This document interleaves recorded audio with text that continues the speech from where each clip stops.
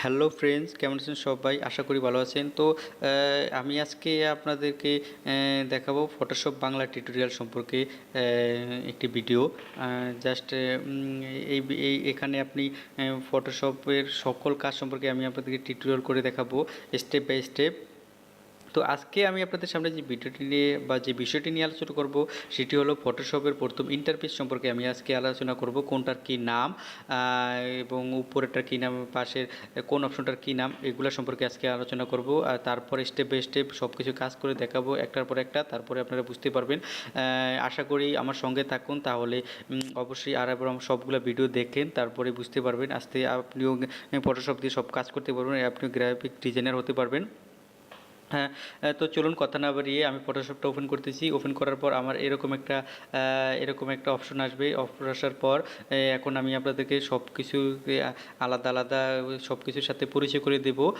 এই ভিডিওতে শুধু জাস্ট আমি বেসিক ইন্টারফেসটা সম্পর্কে একটা ধারণা দিব, তারপর নেক্সট ভিডিওতে আমি এসে কাজ করে দেখাবো।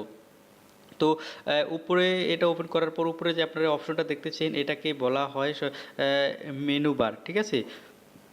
তো মেনু বারের ভিতরেও আমাদের অনেকগুলো অপশন আছে, যেমন ফাইলে যে এই অপশনগুলো আছে, তারপর এডিটে এই অপশনগুলো আছে। তো প্রত্যেকটার ভিতরেই অপশন আছে, ঠিক আছে? তো এইগুলোকে ভিতরে যে অপশনগুলো বলে এটাকে বলে সাব মেনু। মেনু বারের ভিতরে যে অপশনগুলো আছে সেগুলোকে বলে সাব মেনু, ঠিক আছে?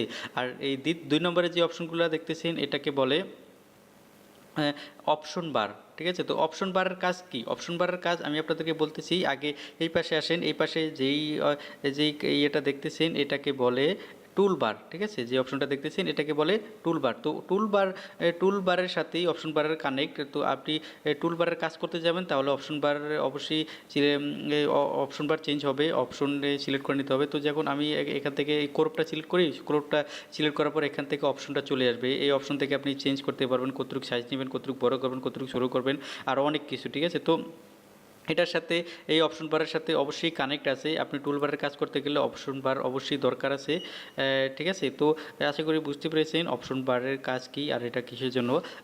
আর এই পাশে যতগুলো আছে এগুলাকে বলা হয় টুল বার।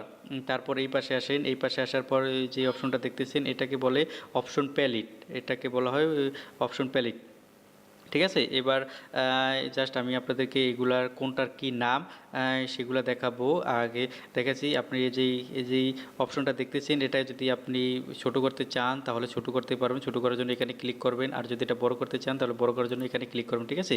তো এখন আমি আপনাদেরকে একটা স্টেপ বাই স্টেপ প্রত্যেকটার নাম দেখাচ্ছি। যেমন এটার নাম হলো গিয়ে মুভ টুল, তারপর এটার নাম হলো গিয়া ল্যাসো টুল, তারপর এটার নাম হলো গিয়া কুইক সিলেকশন টুল, আর এটার নাম হলো গিয়া ক্রপ টুল, এটার নাম হলো গিয়া আই ড্রপার টুল, তারপর এটার নাম হলো গিয়া হেলিং ব্রাশ টুল, তারপর এটার নাম হলো গিয়া মিক্স ব্রাশ টুল, তারপর এটা হলো গিয়া কোলন স্টাম্প টুল, তারপর এটা নাম লিখে আর্ট হিস্টোরি ব্রাশ টুল, তারপর এটা লিখে ম্যাজিক ইরেজার টুল, তারপর এটার নাম লিখে শার্পেন টুল, তারপর এটা লিখে ডগি টুল, এটার নাম হলো পেন টুল, এটার নাম হলো গিয়া হরিজেন্টাল টাইপ টুল, এটার নাম হলো গিয়া পাথ সিলেকশন টুল, এইটার নাম হলো গিয়া এই রেকটিন টুল, তারপর এটার নাম হলো গিয়ে হ্যান্ড টুল, এটার নাম হলো গিয়ে জুম টুল, এটার নাম হলো গিয়ে সেট ফর ফরগ্রাউন্ড কালার, এটার নাম হলো গিয়ে চেঞ্জ স্কিন মুড, ঠিক আছে? তো আজকে আমি আপনাদেরকে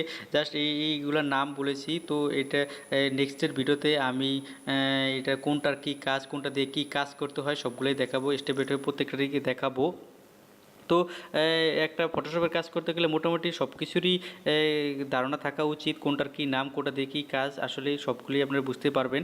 তো এখানে যেই অপশনগুলো দেখতেছেন মানে টুল বারগুলো দেখতেছেন এখানেও আপনার ভিতরে অনেকগুলো অপশন আছে। যেমন এটা যদি সিলেক্ট করেন, সিলেক্ট করার পর মাউসের রাইট বাটন ক্লিক করেন,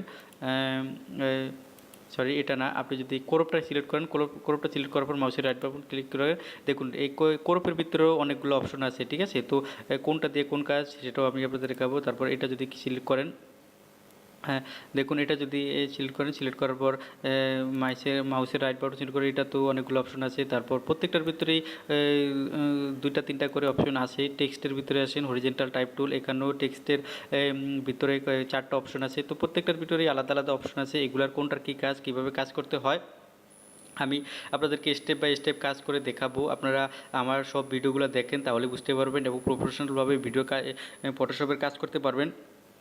তো আজকের ভিডিও এই পর্যন্তই। আজকে জাস্ট আমি আপনাদেরকে বেসিক ধারণা দিয়েছি। তো আগামী ভিডিওতে আমি কয়েকটা কাজ করে দেখাবো, তাহলে বুঝতে পারবেন।